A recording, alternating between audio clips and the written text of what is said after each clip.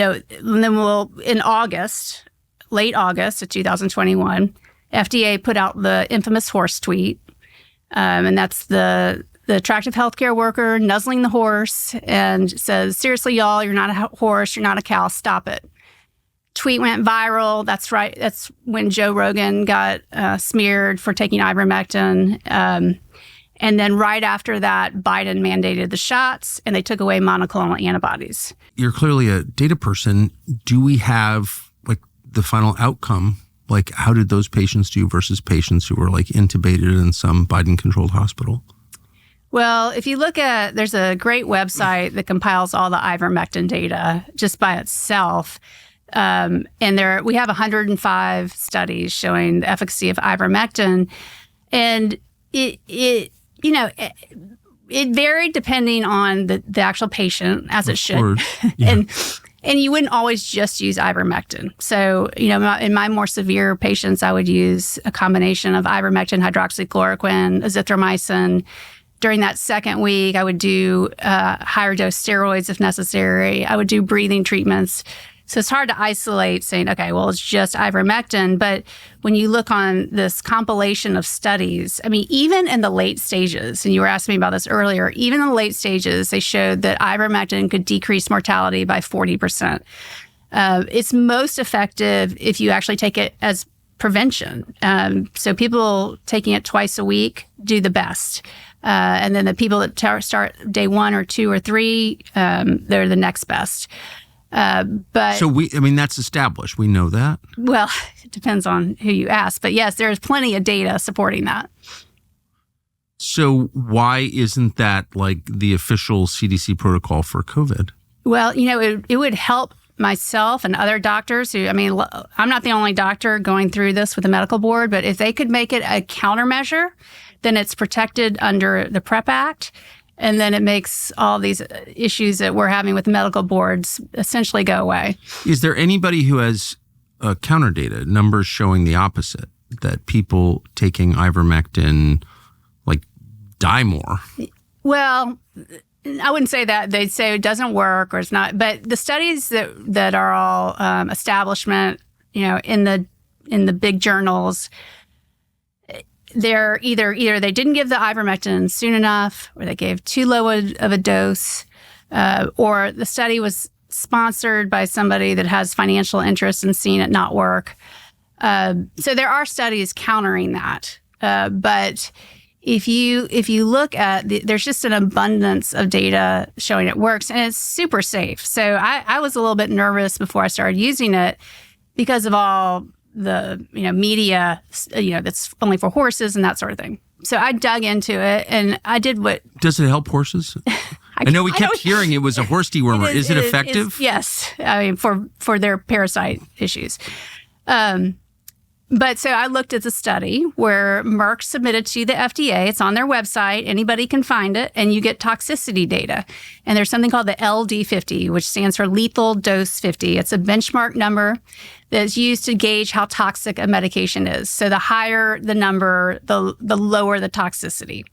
And in COVID, we were using higher doses of ivermectin than what you use to treat a parasite. So I wanted to make sure these higher doses were okay. Well, if you look at the LD50 of ivermectin, it's anywhere from 11 to 82 times what we're giving for COVID. So we are far under that threshold. And then I did a literature search and I tried to find accidental, intentional overdoses from ivermectin, and I couldn't find anything. And I checked recently and there was one study showing some issues, and it was a little bit muddy, was this really ivermectin? But if you look at Tylenol, there's thousands of papers showing toxicity from Tylenol. So I know someone who has, advanced liver disease from it. Really? So. Wow. Yeah, well, that's the thing. As you know, it is. And thousands of people die every year. Right. Yeah. So propofol used every day in hospitals. You screw that up by a tiny bit, you're dead. Yeah. Correct? Right. Well, yeah. Yeah. I haven't seen it, but sure. Killed Michael Jackson. Yep. Well, that was... Right, but I'm just saying, hospitals work with incredibly dangerous drugs every day. Right. I'm sure you do. Yeah. So what are the side effects of it? I tell people I have a harder time with antibiotics in terms of side effects. If I'm going to get a call back, in my office is usually about an antibiotic problem, not ivermectin, but you can get some GI issues, diarrhea, and then you can get blurry vision, but the blurry vision goes away when you stop taking it. And it's not like, oh, I can't read. It's more like, oh, something's a little off. Not, yes. That's it? That's it. So I guess what you're saying, without saying it, is that there's really no compelling medical reason to call the cops if your nurse shows up with ivermectin. Exactly. Mm-hmm. So that's like purely political. Right. Only 3 things are absolutely certain in this life, and you know 2 of them. First is death, second is taxes, and the third, unfortunately, is getting ripped off by your cell phone company. If you're a Verizon, AT&T, or T-Mobile customer, you know exactly what we're talking about, but there is an option. You could save a ton every month by switching to the service that we use. It's called Pure Talk. Pure Talk is an earnest friend of the show, and they are the answer. If you become a customer of Pure Talk, you get unlimited text, talk, and 5 gigs of data, which is enough for most people, on the country's most dependable 5G network. And here's the punchline. It costs $25 a month.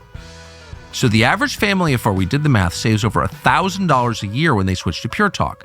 $1,000 a year. Plus, it's a great service. Their customer service team is based in the United States. You can switch hassle-free in as little as 10 minutes. You even get to keep your phone and your phone number. To find out more, go to puretalk.com/Tucker to make a switch, and you'll save an additional 50% off your very first month. Pure Talk, wireless by Americans for Americans. How did your business your profession get so politicized? Yeah, it's awful. Did you know that before all of this? No. And I remember, Methodists came after me very vocally. And I had a press conference outside my office as I'm not putting up with this. And I said, politics has no business in healthcare. And at the time, I really believed it. I was not political at all prior to this. Really? I shied away from politics. I really didn't like it. And I thought it was too divisive. And here I am. But no, I think that's such a wonderful and very American. You have children. Yeah. And that's like a sweet kind of, that's how you should feel. Yeah. That's how you should feel. I'm married to someone who feels that way. I don't like people arguing. Like, that's great.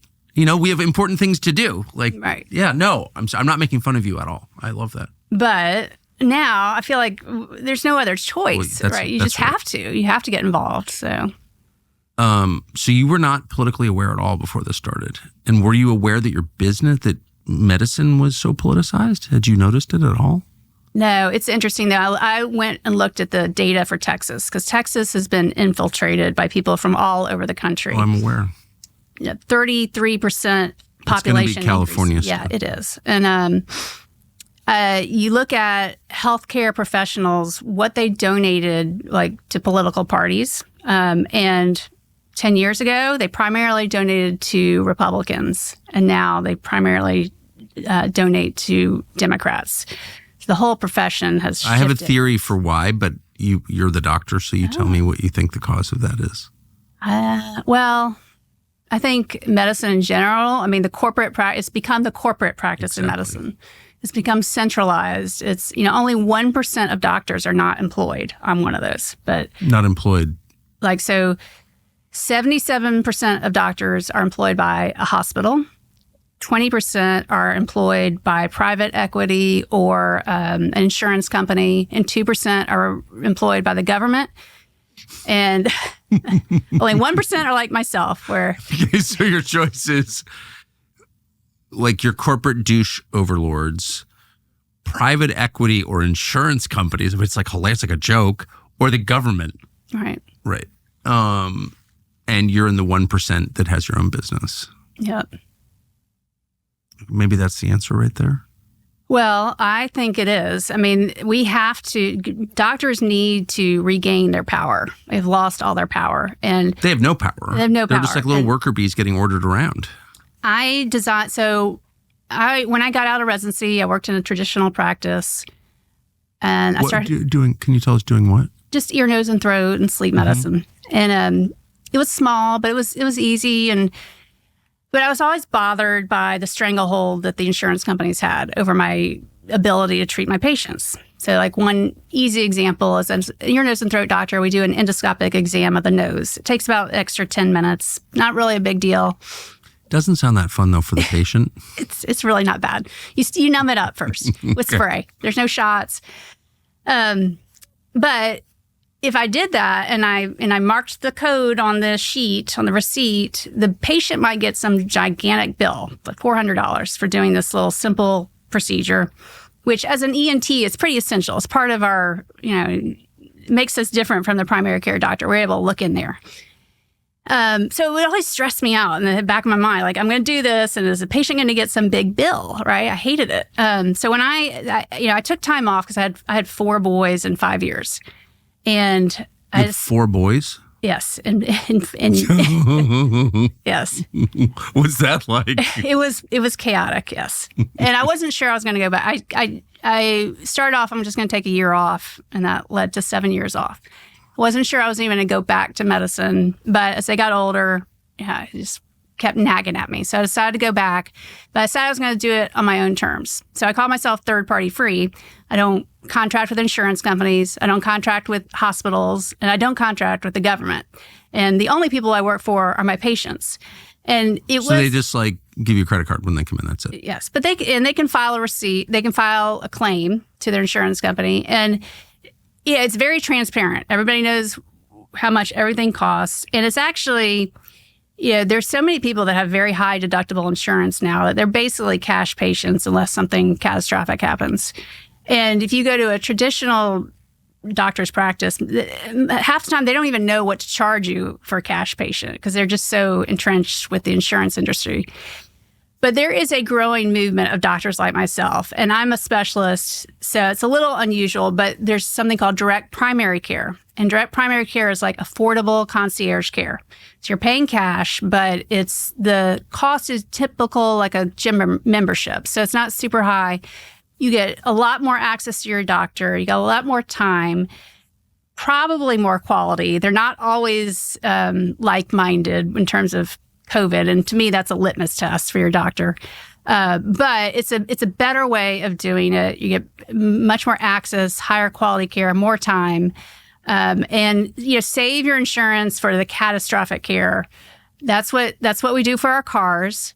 And use your HSA, so health savings account, if you can get one of those, and the government could expand those and make those more available for people, because right now it's sort of limited based on your employer. But if you can pay out of pocket for your basics, then you are likely to have a better experience. I think but it also frees the doctor to think independently. Right. And to think on behalf of patients. Thanks for watching our YouTube channel. We hope you'll subscribe to it. And by the way, you can hit the little bell on there and get notifications every time we produce a video. We hope you'll do that also.